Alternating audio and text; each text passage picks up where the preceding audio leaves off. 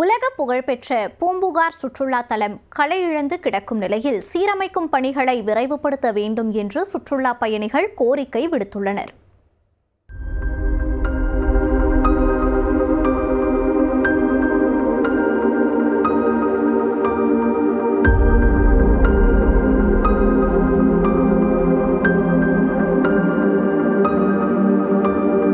பொலிவிழந்து ஆள் அரவமற்று சிதிலமடையும் நிலையில் காணப்படும் இந்த கட்டடம் சினிமா படப்பிடிப்புக்காக அமைக்கப்பட்ட பேய் வீடு செட் அல்ல.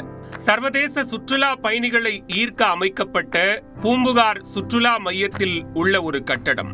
மயிலாடுதுறை மாவட்டம் சீர்காழி சிலப்பதிகாரம் கூறும் வரலாற்றையும் வாழ்வியலையும் இந்த தலைமுறையினர் அறிந்து கொள்ளும் வகையில் 1975ஆம் ஆண்டு அப்போதைய முதலமைச்சர் கருணாநிதியால் இந்த சுற்றுலா தலம் மேம்படுத்தப்பட்டது.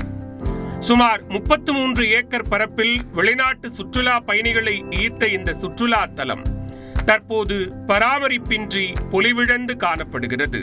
இது சரியாக புனரமைக்கப்படவில்லை. சங்கு வீடுகள்லாம் சுனாமிக்கு அப்புறம் சுத்தமா இடிஞ்சு போச்சு. இதுவரை இந்த பணிகள் மெத்தனமாக நடந்துட்டு இருக்கு. அதில் துரிதமான கட்டமைப்பு பணிகள், கட்டிட பணிகள் எதுவுமே முடியல.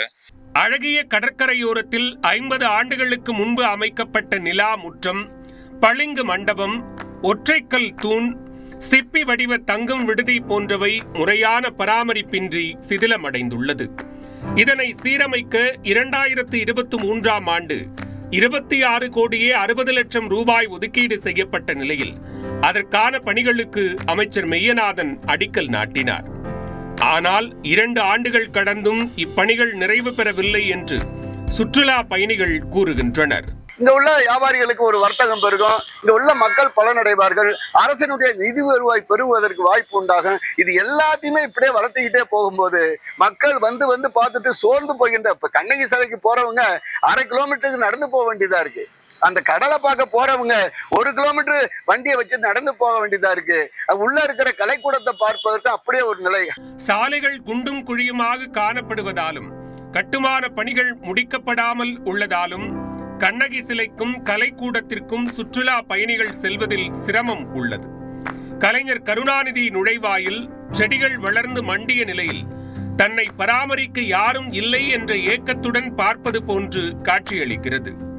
அண்மையில் வெளியான பொன்னியின் செல்வன் திரைப்படத்தின் கதை பூம்புகாரை மையப்படுத்தி எடுக்கப்பட்டுள்ளதால் மக்களின் வருகை அதிகரித்துள்ளது. இதனை கருத்தில் கொண்டு பூம்புகார் சுற்றுலா தலத்தை மேம்படுத்த நடவடிக்கை எடுக்க வேண்டும் என்று பொதுமக்களும் சுற்றுலா பயணிகளும் கோரிக்கை விடுக்கின்றனர். நியூஸ் 18 தமிழ்நாடு செய்திகளுக்காக சீர்காழியிலிருந்து செய்தியாளர் பிரசன்ன வெங்கடேசன்.